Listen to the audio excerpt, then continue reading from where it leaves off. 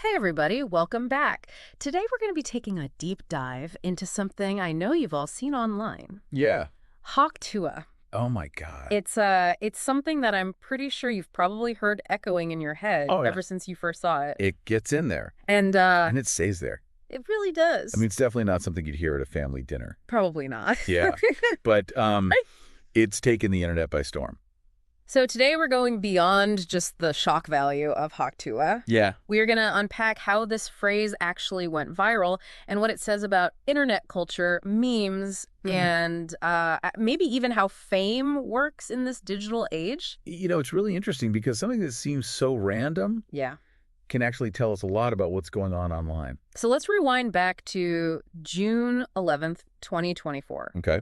Picture Nashville, Tennessee. The heart of the music scene. Yeah, a lot of energy. Tons of energy, people everywhere. A lot of people. And we have two YouTubers, Tim Dickerson and Darius Marlowe. Right. And they're doing these street interviews for their channel, Tim and D TV. Okay. They run into Haley Welch and her friend, who are ready for their 15 minutes of fame. It's all about those unscripted moments, right? Yeah. I mean, think about it. Yeah. How many times have you seen a video just blow up overnight because something unexpected happened? Absolutely. And I think that's what happened here. Yeah, so the interview starts off pretty normal.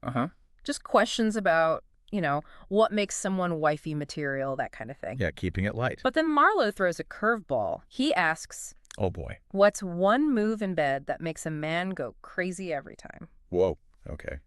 And I'm sure he was expecting, maybe some flirty answer. Right, something playful. Something, Right. But instead, he got Tuah. Tuah. So she said, you got to give him that Tuah and spit on that thing. And that's with that thick Southern accent. And that launched 1,000 memes. Oh, yeah. I mean, it's just the perfect storm for virality. Yeah. It's short, it's shocking. Right. And it's super easy to share. And it's just incredible, right? Yeah. How these short, shocking phrases have this mimetic power. Oh, yeah. Huge. So I guess now we have to address the elephant in the room. Okay. And acknowledge what Tuah actually refers to.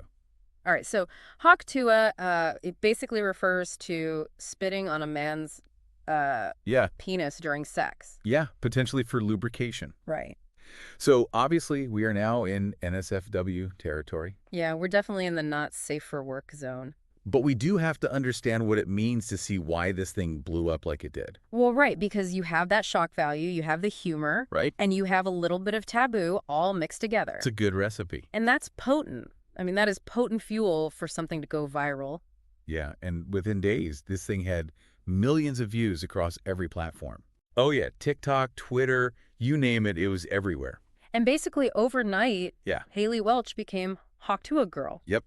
That's it. Tuah girl. And she embraced this. She did. Her social media following skyrocketed. Oh, yeah. She started selling merchandise. I mean, who wouldn't? Right. And she even got a podcast deal with Better, which is a media company co-founded by Jake Paul. Wow. Talk about a whirlwind, huh? What a whirlwind. It's really interesting because it makes you think about internet culture and fame, right? Yeah. I mean, this is someone who had like a minimum wage job. Right. And now she's in the spotlight because of like a 5-second soundbite. Wild. What does that say about our attention spans in the digital age? That is a great point. And there's another layer to this that I think is really interesting. Okay. The original creators, Tim and Dee, didn't get much recognition at all. Oh, no. They tried to file copyright claims. Yeah. But by that point, Tuah had already taken on a life of its own. Oh, wow. I mean, it's out there. So it's hard. It raises this question of who owns these viral trends. Yeah, it's a big question. What happens to the people who create the content, right, especially if they don't have the resources to capitalize on it? That's right. And so, the Tuah phenomenon really brings up a lot of ethical questions about online content creation and ownership. It's a tough one. Okay, so we've covered the origins and the explosion of Tuah. Right. But here's where things get even more interesting. Okay. This seemingly brand new phrase actually has some surprising historical parallels. Oh, really? I'm really interested to hear what you dug up. Yeah. So it turns out this idea of using like spitting sounds for comedy, like onomatopoeia, has been around for centuries. Centuries. Yeah, like way back. Like, for example, in ancient Roman plays, Plautus, the playwright, Mm. would use sounds like to Two? to get laughs from the audience. Wow, so they were doing this back in ancient Rome. They were spitting for laughs. That's amazing. It's pretty wild, right? And it didn't stop there. Even Well, Shakespeare got in on the action. Really? Yeah, I mean, think about that pause sound in Henry IV, Part 1. Rah. Yeah, right. Right. And, back then, in silent films, they couldn't use actual sound, obviously. Yeah. But they'd still use these visual cues to show spitting. Oh, yeah. And often it was for comedic emphasis. So Hawk Tuah, as shocking and new as it might seem, it's actually tapping into this really long tradition It is. of using bodily sounds for humor. Exactly. And to emphasize a point. And I think that connection to history, Yeah. it adds this whole other level of depth to why we find it so appealing. Yes. Like, it's almost like Hawk Tuah is like resonating with something deep down in our collective sense of humor. Right. Something that goes beyond like time and technology. That's wild. It's like a weird connection between people who are watching Roman theater and someone who's scrolling through TikTok today, and they're both laughing at the sound of spit. Yeah, it's amazing. I mean, it just shows you the staying power of certain types of humor, right? Yeah. And how they can be reinterpreted in all these new and like crazy ways. Totally. So while Hawk Tuah on the surface might seem like just this random internet thing, it's actually connected to a much bigger story. Right. About how we as humans use sounds and humor to connect with each other. Now that we've looked at where Hawk Tuah came from and this connection to history, Right. let's talk about why this seemingly silly meme might actually be more important than we realize. Yeah, okay. It's so easy to just dismiss something like Hawk Tuah as just a silly internet trend. Right. But I actually think it offers us a lot of really valuable insights into our digital world. I completely agree. Yeah. Like, it's not just about the laughs. No. So what are some of the things that you see? Well, for one, Hawk Tuah really highlights how fast and unpredictable virality is. Right. 1 minute, it's this random soundbite. Yeah. And then the next minute, it's a global phenomenon. Yeah. And it really makes you think, like, what actually makes something go viral? Right. Is it shock value?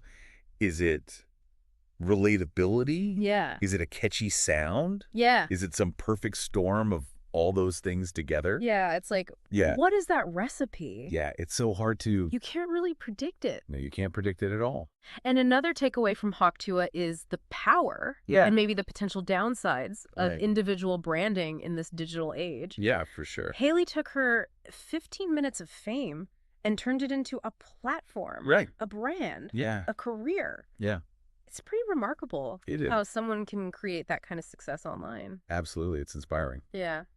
But you mentioned potential downsides. Yeah.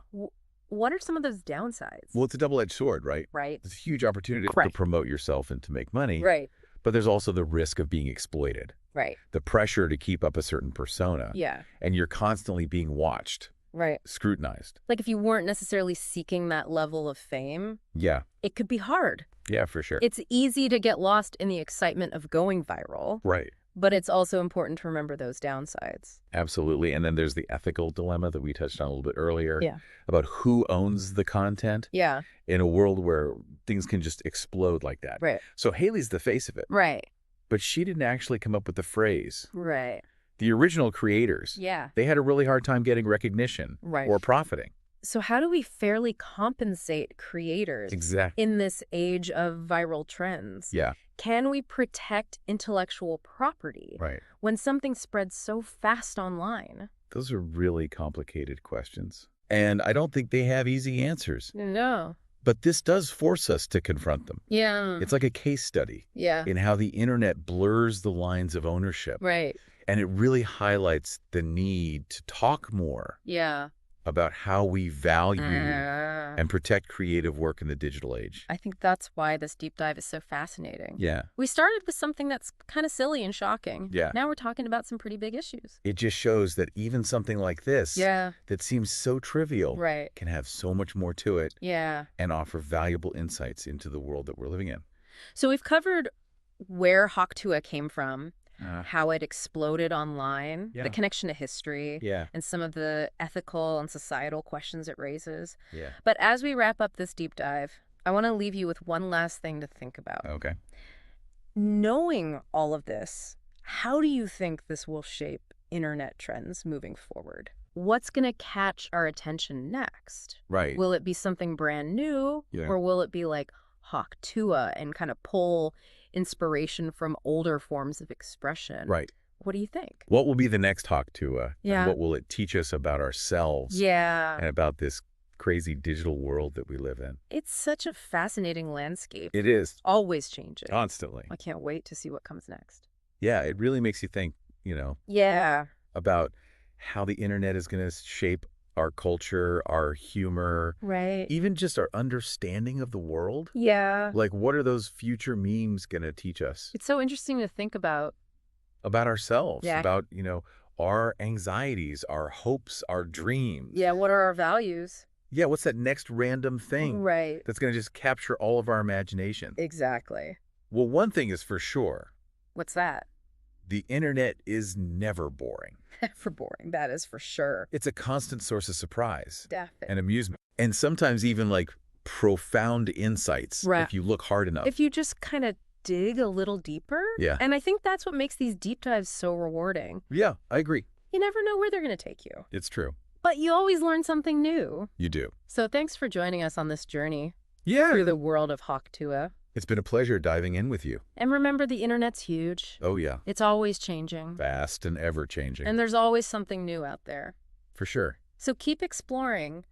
Keep asking those questions. Yeah. And maybe next time you see like a bizarre internet trend, Yeah. you'll have a whole new perspective on what it all means. It's a good point. So until next time, Yeah. keep your eyes peeled. Keep that curiosity alive. And who knows what we'll be unpacking That's right. in our next deep dive. Until then.